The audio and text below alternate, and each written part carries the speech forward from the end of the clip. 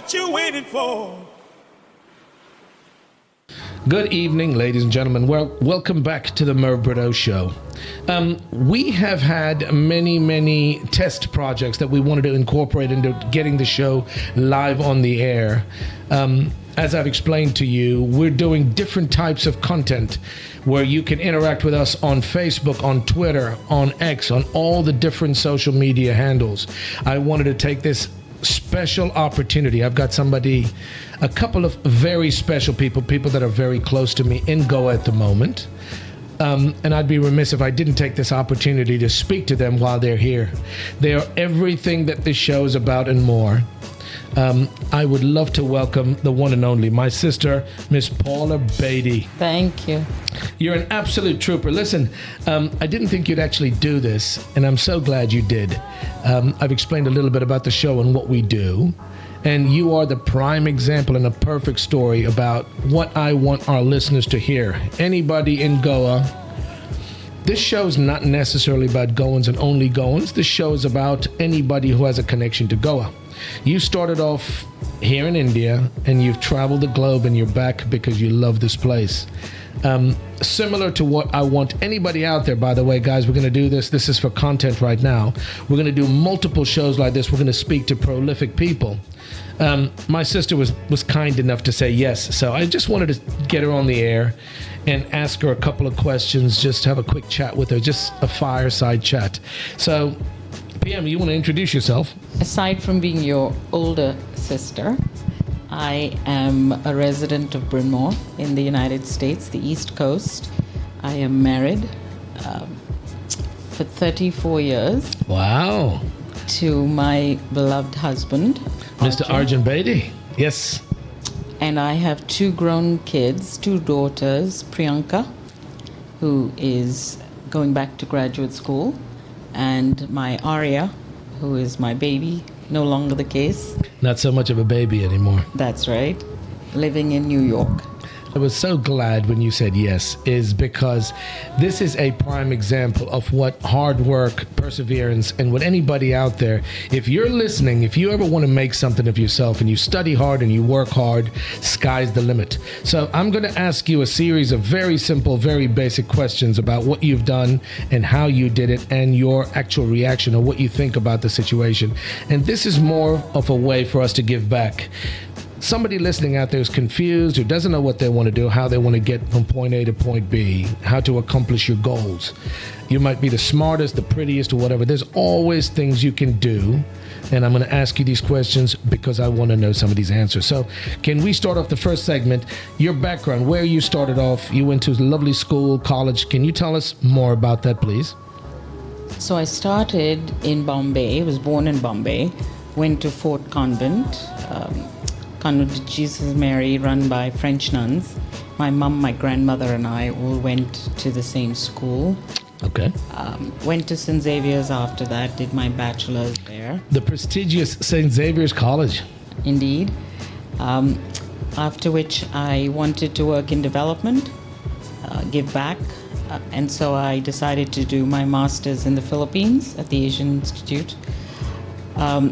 So I went there for my master's, spent 3 years in the Philippines, following which I was recruited to the United States to do my PhD. And it was a fortuitous kind of coincidence, and met my husband. In the Philippines? No, Where? went to the States to do my doctoral work, and there I met my husband. I wanted to come back to India and teach and do what I think is God's work with the poor. And he promised me that if I stayed in the States with him, raising our kids, the second half of our lives would be spent to do the work that I'm passionate about, which is work with development. So he's actually been a great supporter along the road. When you say development, this is child development, what kind of? So my passion is equity, women and children, equity issues. And we grew up, as you well appreciate, with the notion that to whom much is given, much is expected. Absolutely. And so we had a pretty comfortable life in Bombay and were fortunate and blessed, but you grew up amidst pretty stark poverty. Yep, absolutely. And, mom and dad did so much in the slums, and I was always impacted by that. So my goal was to educate myself, come back and find ways to give back and work in development, building ladders of economic resilience, especially for women and children. Yeah. So that was the original goal. But as life goes, it's never a straight line. God has his own way of working. That's right.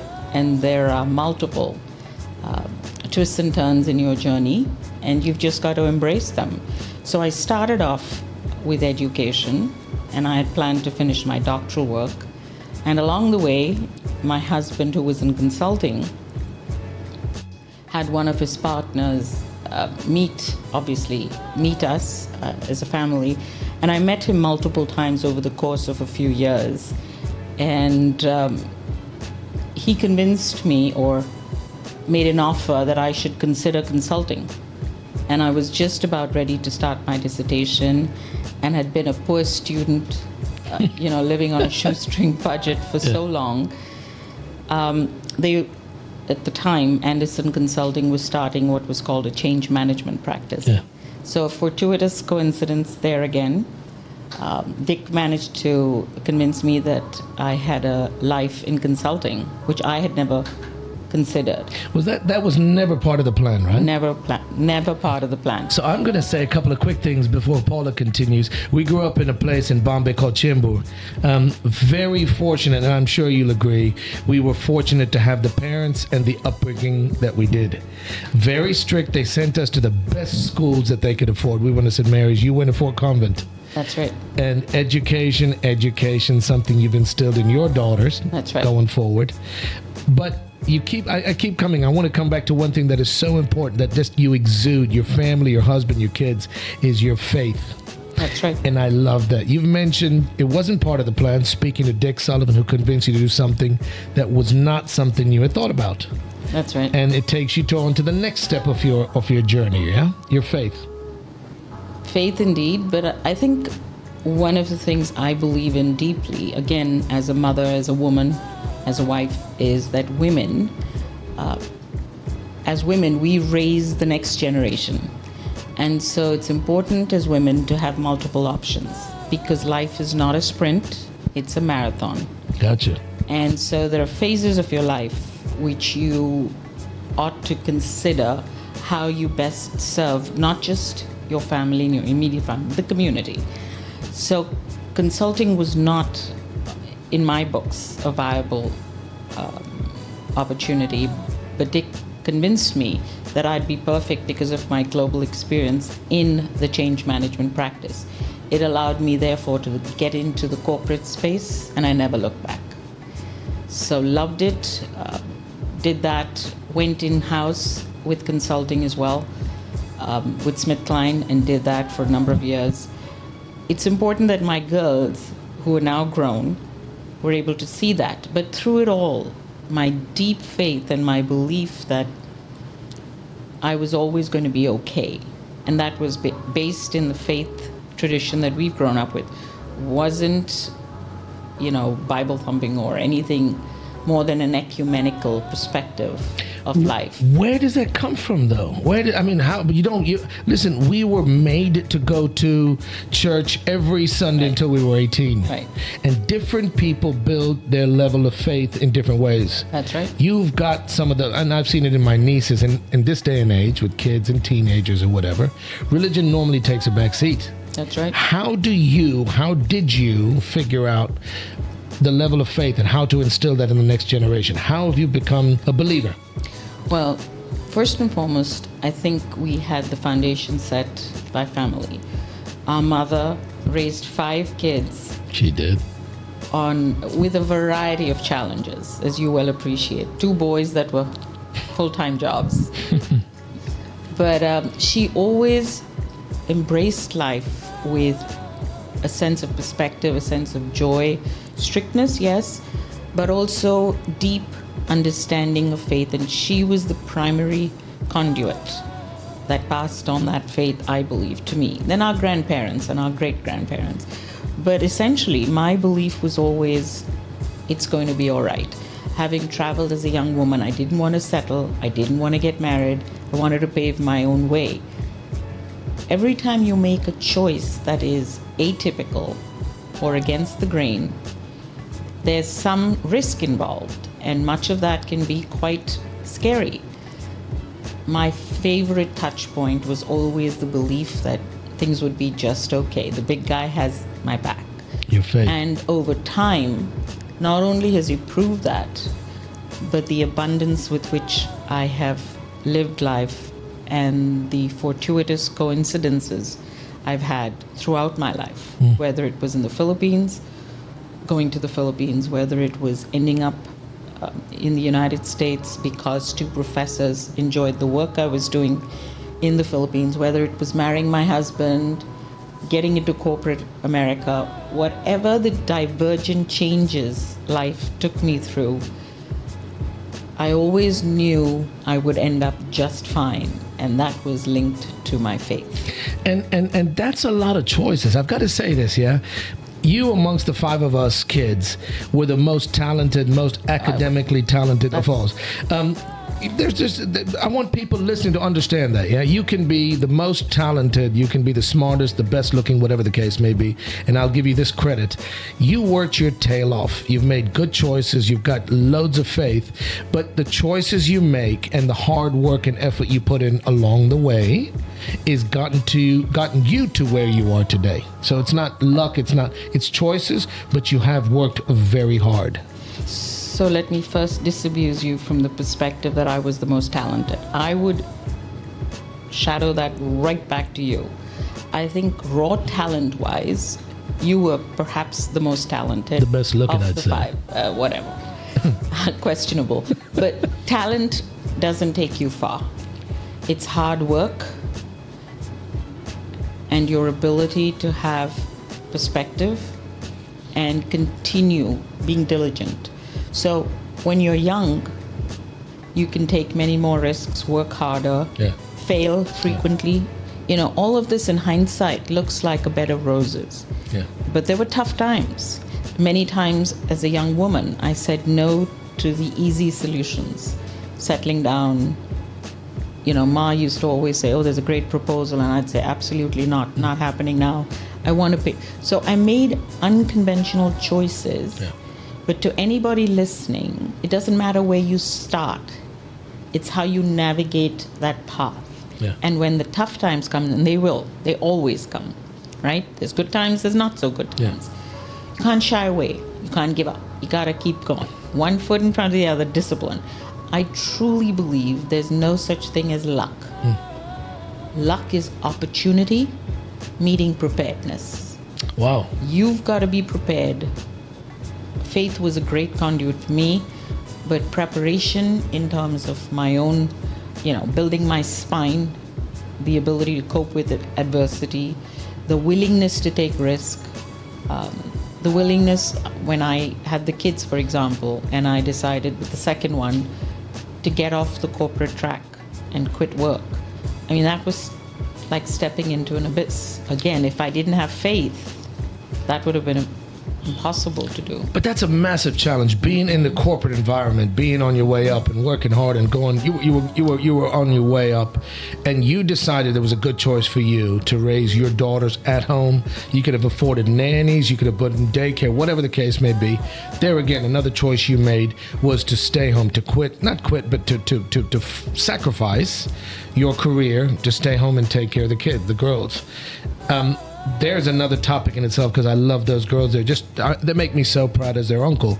But that's another thing I wanted to get into, is the upbringing of these two girls. They didn't magically just turn into two beautiful women with morals and values and the faith you've instilled. It was your choice at that time, after you had the second, Maria, that you decided to quit your job and stay home and work full-time, take care of them, right? Right. So just for context, I was on a real fast track up in SmithKline, and Arjun, my husband, was on a fast track up at Accenture, Anderson Consulting at the time, and we were both burning both sides of the candle, right? I was traveling every 8 weeks. He was constantly gone.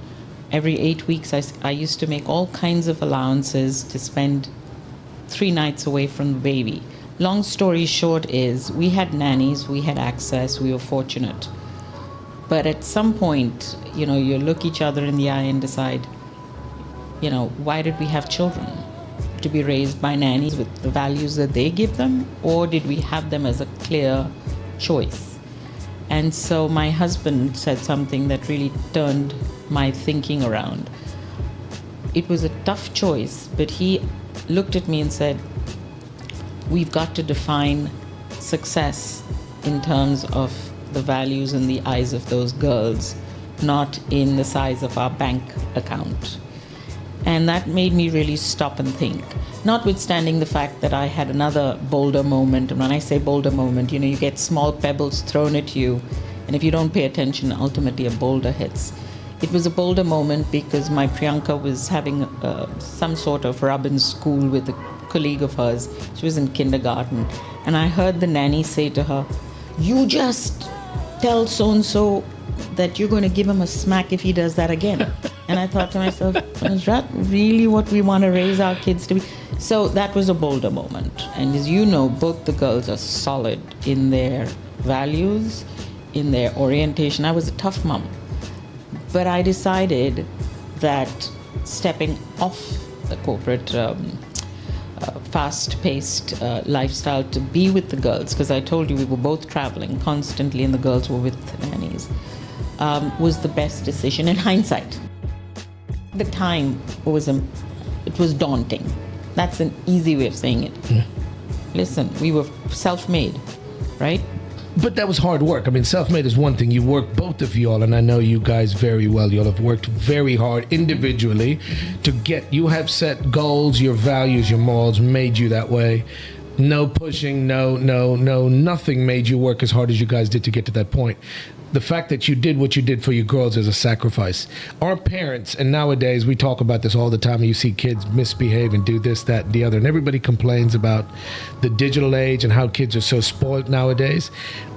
Our parents instilled in us what they could, as much as they could, and you've taken that one step further with your girls, so kudos, hats off to you and Arjun. You guys have done a brilliant job. These guys are a testament to what you guys have instilled, your hard work, what you've made them, how you've made them operate. When you see them out in the world, I'm so proud. They're working the big city in New York. They did college. They've done everything. And it shows. It just glows through and through what a great job you guys did as parents. And that is another choice. By you staying home, taking care of the girls, instilling your values, your morals, you've instilled in them hard work to accomplish their goals, and they're going to go on and be great adults too. Yeah. And if you think about it, that's the only thing you leave behind in this world, right?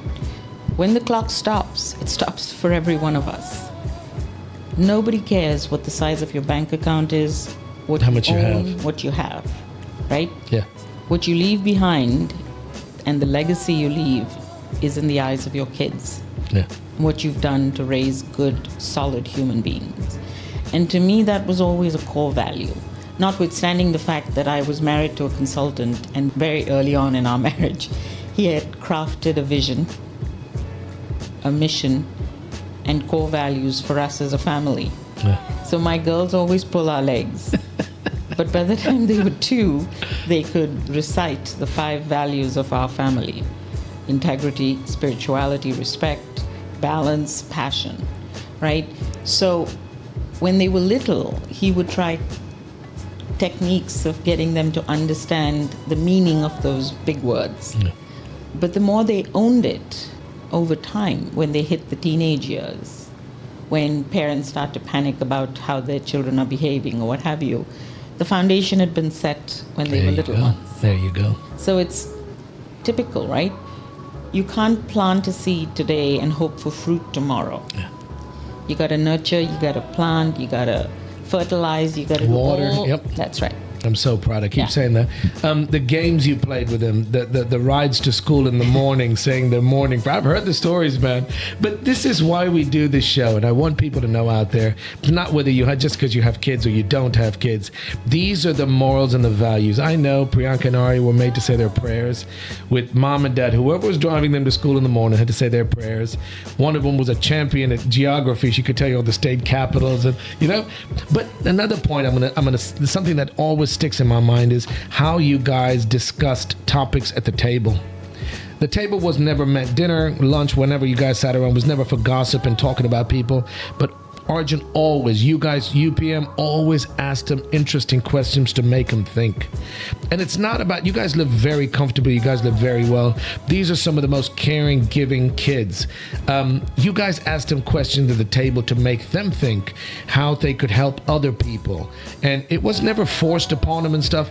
That's something I want you to talk about. These guys, what you've done with them is impressive. It's very easy to blame kids, but a lot of times it's the parents, and sometimes the parents don't know any better. How did you get your girls the way they are today with so many of the morals and values? So I think one of the things I have to credit my husband with is the distillation of the question, what's our purpose as a family, as human beings, but also what are our core family values, right? Yeah. And I recited the five. Yep. So that was done very early in our marriage, before we had children. And then the kids got them, and at different stages, firstly, the recognition that you've got to define these things, right? They don't just happen. Children learn from what they see, what they observe, and what they discuss. I believe deeply that we are products of our environments. Absolutely. So creating a stable environment for me in the States was vital, right? Because my husband traveled constantly for work. So those girls were raised in a stable environment, but they were stretched. And as you know, I'm not a shrinking violet when it comes to discipline. Yeah. I'm strict, but I'm fair. And so right from the get-go, they knew the values, and they were always challenged with questions. I remember the kids getting up and being quizzed about capitals. What was the capital of Mongolia? And Arya would just roll her eyes. Okay, Mom, we get it. It's Ulaanbaatar. But the fact was not Mongolia or Ulaanbaatar. It was the concept that the world was bigger than they were. Yeah. They had a small little pesky piece of the world. Yeah. And they had to grow up knowing that the world was huge. So this was, to me, vital. And my passion. Yeah. Aside from that, stretch them to do things. They might not get it. Never fear failure. Never correct for failure. You want to always try, yeah? That's always want to try. Always underscore the importance of the process.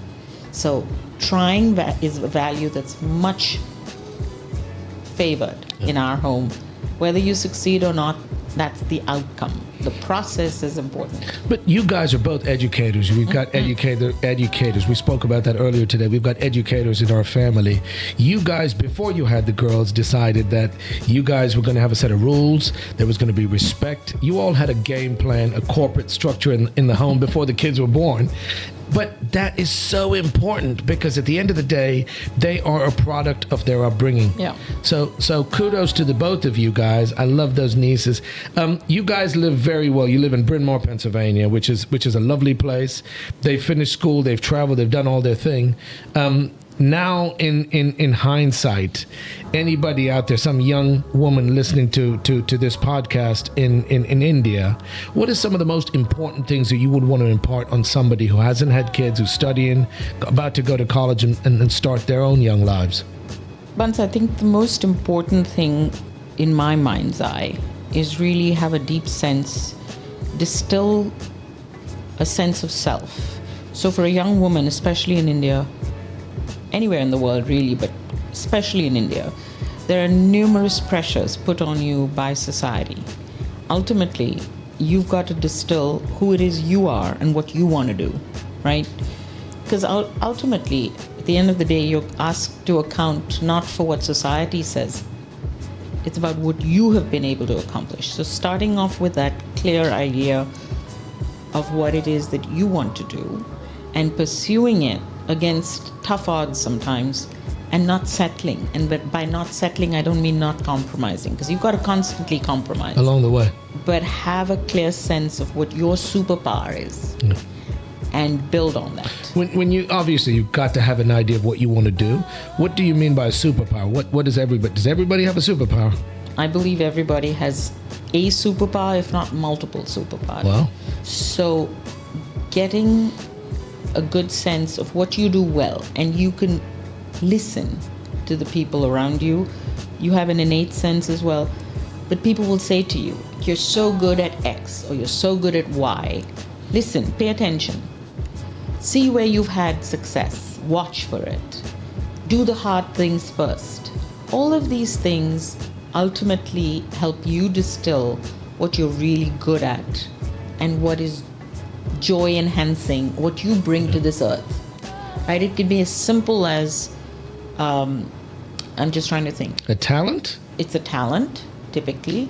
So I can say, when I think of you and I talk about talents, right? You've always had a talent. Quick thinker, funny, my jovial. good looks, man. Mention my good looks just in case anybody's listening. My good looks, my hairstyle. All right, your good looks, I'll give you that. Not really. But anyway, the point is that everybody has a superpower. They're not good at everything. And then once you know what your superpower is, hone it. Focus. Hone it with discipline, hone it with focus, work hard at it, and deploy it in a variety of circumstances. So for example, our eldest, Priyanka, I think her superpower is her ability to very quickly assess a situation, assess people, and to be very creative, right? Really creative. She has been encouraged. She's extremely bright, but she's also very introverted. Yeah. But she's been encouraged from a very young age never to compromise her creativity, to continue to challenge herself and hone those skills. She's now deciding, after a consulting career, to go into education. Right? Good on her. Jim. My first reaction was, whoa, you've had a great run. Why the change? But she loves it. She's passionate about children and education, so she wants to do a graduate degree. So over time, again, life is not a relay or a sprint. People get caught up in the wrong things. They get caught up in, the local gossip, talking about people. Who was it that said, was it Socrates who said, small minds talk about people, right? Big minds talk about situations and events, but bigger minds talk about where you want to go, your passions, your life, your dreams. Absolutely. And I believe that. Don't get caught up with the local noise. BS. It's the noise. Of course. I use the metaphor of chicken versus eagle. You've heard this before, right? So you join the hoi polloi and you're pecking like a chicken for scarce resources. Instead of which, raise your game. Focus on yourself. Your span of control is you. It's not Tom, Dick, Harry, Jane. Focus on yourself. Build skills. Build your credentialing, academic and otherwise. And raise your game to be an eagle, where you have a bird's eye view that's much superior to pecking at each other and on the ground. So that metaphor has resonated. I have a few things that I say to the girls that they joke about today, but I know resonate with them. That's one. The other is, don't be overly self-indulgent. You can sit and complain about everything. Always have an optimist's perspective, right? Glasses half full. Always half full. And whenever you feel down, I'm not saying ignore it, but think about people who are in, worse conditions. So when the kids were little, they'd come complaining about something trivial, and I'd say, well, I'm not sure the kids in Gaza think about that, and they just get so mad. So I always compared it to children who were worse off than them. Or if they complained about a teacher, I'd say, nobody's as strict as your mom. I don't want to hear it. Get on with it. But encouraging children to build resilience, to think beyond the minutia, to rise up and look at the big picture. And that's a vital thing, and we can all do that. Yeah. This is not something that is unique to possessions or status in life. This is something we can all do. So that's my passion with them. And so when you ask me, how did you do it? I think identify your superpower. Focus, hone it, do the difficult things first, be proactive, your span of control. But then also, don't be a chicken. Yeah. Be an eagle. An eagle. Yeah. Resilience. But that's so awesome. If you guys are listening to this, this is free advice you're getting from somebody who's been there and done that. I admire this because there's so many people lost in today's society and they can't figure out what to do or how to do it or how to get there. You're getting this advice right here on the Merv Britto Show. I want to get into something that ties us in and why I wanted to speak to you this time. What brings you back to our beloved Goa? You spent time in Bombay, you visited your school, you visited your college, you met some of your educators, you've come to Goa. You guys have always loved this place. What brings you all back out? You've been coming here for a while now. What brings you back? I think the draw, aside from family, which is the primary draw. Mom was here. When I was a child, every summer we were packed off to our grandparents in Goa. Saligal. We're not talking about Goa as it is today. It was a bucolic place. We could run up the hills, pick karvandas. Yeah. All the mischief, yeah. Mangoes, walk to the beach. So there were lots of things that kind of have left a deep and lasting imprint. It breaks my heart because we come back so frequently and you watch the changes over time. It's hard to recognize this place. I'm so thrilled and so proud of you for thinking about this show, because I think it's time for the local community, and by local I mean people who love this place, who cherish it, to step up and steward it, because it's really, aside from just being a physical space, there's a spirituality here that is intangible. There's a environment that is beautiful, and just because the crowds are flocking in here because of opportunity, you don't back off and let the vacuum be filled by Tom, Dick, Harry, and Jane. So I love this place because it has spiritual meaning to me, familial ties, but also I've always loved Goa because that's where the roots of our family began. There you go. Yeah. This place, we talk about the beloved Goa, and the reason we're doing this show is you don't have to be Goan, you don't have to live here in Goa, you can be anybody, just like Paul and all these guys. You can be anywhere in the world with a connection to Goa. You've got a great perspective because you've been coming here for many, many years. You've seen the changes. This place was such a beautiful place, and us older folks, and I'm not linking you in, but us older folks remember the you mentioned karvandas, mangoes, running up the hill, walking to the beach, a lot safer, a lot more simple times. Yeah. And it's changed, and sometimes you don't think it's definitely not for the better. You have a shell on your hand, and I'm going to tie this into something that I think is so interesting. This place was built on the tourists. We had the goose that laid the golden egg. People would come here for the laid-back lifestyle, the beaches, the Goan hospitality, the food, the relatively inexpensive alcohol and food that you could have. And we are starting to lose a lot of that charm. We've lost it over the years with overdevelopment and not so kind, not such a nice climate here in Goa, which has chased a lot of people away. You did something that I admire. You and your husband did a trip, a walk, whatever you want to call it. It's in Portugal. Explain that shell on your hand. So it was a bucket list. Yeah. A bucket list dream of mine to do the Camino. It's a well-known walk. It's the walk of St. James. Where is this? Where is it? It's hundreds of years old, from the I think the 400s. Even prior to that, perhaps. Either which way, you walk from various points in Europe, and the length of your walk can vary. So many do it on the coast of France through the Basque region. The end point is the Cathedral of St. James in Camino Santiago, which is in Spain. So last year, my husband and I walked the Portuguese route, which was from Porto, Bayona. We didn't walk that distance. We walked from Bayona right through Ponte Verde and up. So we had to walk 125 miles, which is not a small feat. This is spanning multiple countries, Spain and Portugal? Well, we arrived in Porto and then did Bayona, which is the border of Portugal and Spain, and through the coast of Spain. So how many days? So we did it in 6 days, which is about a 25 to 26 miles a day. And we walked through villages, towns, forests, woods. 4 out of the 6 days it poured. We were drenched. Yeah.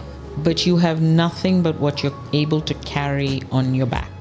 So you're walking with a backpack. You're basically walking with your supplies. Yeah.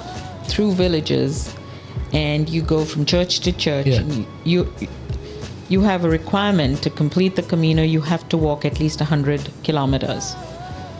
You're interviewed. You present your credentials once you hit the church of the Cathedral of St. James.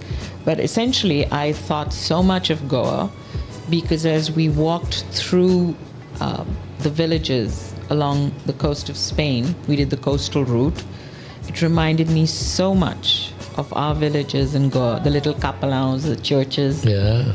And I said to you right at the get-go, I said, you've got to consider doing something like this in Goa. Firstly, it's environmentally such a brilliant idea Totally because friendly. it helps people appreciate the local settings, the environment. In Spain, you walk through chestnut forests, you walk through rivulets, you traverse a variety of environments. But in Goa, you have old Goa, where you have the cathedral. You could do it here. You could definitely do it here. It just needs to be planned and developed. I really think it's something you should consider. And the shell on my hand, I bought you one back too, is a sign that we've done the Camino. Is it El Camino or just the Camino walk? It's the Camino de Santiago. Camino is just a pilgrimage. Yeah. But you can do it from Norway, you can do it from London, you can do it from Paris. Camino simply means pilgrimage, and like a path? Camino de Santiago, the stars, the stars of the universe walk towards this place called Compostela, which is where the Cathedral of St. James, where they believe his body was interred. He was killed. He was his head was lopped off, so he was mutilated, and his disciples put the body in a boat and sailed far away from where he ended up being killed in Jerusalem, and brought it over the Mediterranean to Compostela, where his body is now considered buried. Wow. We've got St. Francis Xavier buried in Old Goa, right? You've got all of the foundational elements. The churches, the chapels, the villages, the towns. And I don't know what the distance is, but if you started in some northern village in Barthes and walked to South Goa, it's a perfect environment for a Camino. And it gets away from the commercial, low-life kind of tourism. Yeah. Right now, you've got people coming here for inexpensive food and booze. Yeah. And you're attracting, the wrong crowds. You do something like this, you're going to bring to you, really interesting people. But aside from interesting people, I remember the 70s in Goa, where you had the hippie. I don't know. That's right. I remember. You were a baby. Yeah. But I do remember as a young girl watching these caravans of hippies who were all about environment, peace, and love. Yeah. And they looked after Goa. They wanted to have a good time. They did. And they did have a good time. I mean, it's not about not having a good time, but you got to take care of your environment. You got to take care of the culture, the people, the locals. So this Camino, really in walking the space, it gives you a good sense of the environment, but also helps build the economy. It builds your position on the map. Yeah. It's something unique. And you could so well do it in Goa. It needs to be properly planned and developed. Yeah. And you know what's funny is you mentioned this, and Goa's got every opportunity. They've got every resource to be able to do the same thing. You mentioned about how it makes you just kind of slow down. When you're walking, you're only walking, and you take a totally different perspective of everything you see. And your mind, you're thinking, you're slowing down. People here in India do a lot of meditation and yoga and stuff like that, yeah? So this is another journey, and I'm saying this in quotes, a journey that you can take that changes your mindset. You could easily do this here. They do yoga, but this could be another way of influencing people to come here to the beloved place we all love and want the best for, to do something in a different way. People come and do their yoga, they do courses, they go back to their countries and teach. People come here and do meditation, vipassana, do all these things. This type of a natural resource, like we mentioned with St. Francis Xavier, with the temples. We've got some beautiful temples here in India. That's right. Can be done. India tourism. You know what? We're going to charge you for this idea, by the way. We're going to sell this idea. I can't believe we're putting this out live on the air. You guys did it. You did it in a couple of days, but it changed you. It's something that you recommend? It's transformational for sure. For sure. It slows you down, right? It gets you in touch with your emotions, your mental, physical and spiritual self. But the other part of it is, it doesn't have to be a religious experience. Yeah. There were many people, ecumenical and otherwise, who we met along the way, because you're just carrying your backpack with your post belongings, and you only carry what you can carry in your backpack. You live off that. Of course, we had a little more luxury organized because of my hubby, but the point is that it's a brilliant opportunity to build and cross-fertilize thinking. You do a walk that takes into consideration temples, churches, chapels, villages. It just builds an incredible camaraderie. Yeah. Like you see somebody with the Compostela shell, which is a simple scallop shell, you know exactly what that means. Wow. Right? Wow. And they come from all over the world to do this. I mean, it's gotten so popular. The Compostela means that you stay along the way with local families. So in France, you do it through the Basque region and you live in these auberges. You can live in hotels as well. Goa, you have that innately, right? Yeah. People are hospitable, they're kind, welcoming. So people get a sense of the culture, they get a sense of the earth, they get a sense of the environment. Hospitality. You've got all of the facets. So we've got all those facets in spades right here, right? And it's I would think it's definitely something that could be looked into, not just in Goa, but you've got people that have done this, that have changed. I've got only a few minutes. I've got to ask you one more question. Ladies and gentlemen, this is the Merv Britto Show. I love the fact that we are doing this, and I'm going to be doing a lot more of this. You can check it out on our website. PM, I want to ask you, your wish in all the years you've been coming here, and there's people all around the world that are listening to this that have a connection to Goa, your wish for Goa in the next few years, based upon all the changes you've seen over the last, I don't know how many, 20, 30 years you've been coming here. What's your wish? That's a big one. Well, my prayer, more than my wish, my prayer is, and I've said this to you often, when you create a void of abdication. So when youth think of change as something that's happening to them versus getting involved and being a part of it, you've abdicated your opportunity to influence it. So when you create a void like that, unfortunately, what tends to fill that void, right, is the lesser elements of society. And so when you abdicate your leadership role, your gravitas, right, good values, and Goa had those innately, right? In spades. When Goans step back and allow the outsiders to take over, whether it's fiscally, building things. Oh my God. Then you've created a bigger issue. So I believe, and my prayer is that Goans keep in mind always, they've got the goose that lays the golden egg. And you kill the goose, you got nothing. And it's sad because only time will tell. It's developed and changed under the guise of future development. But what you're saying makes so much sense. We have such a beautiful place, such beautiful natural resources, people coming in here from all over the world. we want to make sure this place stays as beautiful as it can. It's hard to do. It's not easy because you've got a lot of people that are in power that their full-time job is supposedly taking care of this place. You've got a lot of concerned people living throughout the world that would love to see the changes made for the positive. Guys, that is what this show is all about. We like to have a laugh. It's a good time, but we want to make sure we're also educating. People want to put their voices, your opinions. I'd love to hear from you. It's been such a pleasure sitting and talking to my sister while she's been here. But that's exactly what the show is all about. If you've got an opinion or you'd like to get your thoughts out on the air, you want to get in touch with people, you want to have people think and talk about what you're putting out on the air, get in touch with us. We're on the internet, we're on the web. We've got a website already being launched, in the process of having it being launched, but we want to get in touch with you. We want you to get in touch with us. If you've got any contact with Goa, get in touch with us. Let us think what we're going to have people calling in. We're going to have people on video that can call in and have a quick chat with us. But for now, right now, Paula Bedi, I have to say thank you. I didn't actually think you were going to do this.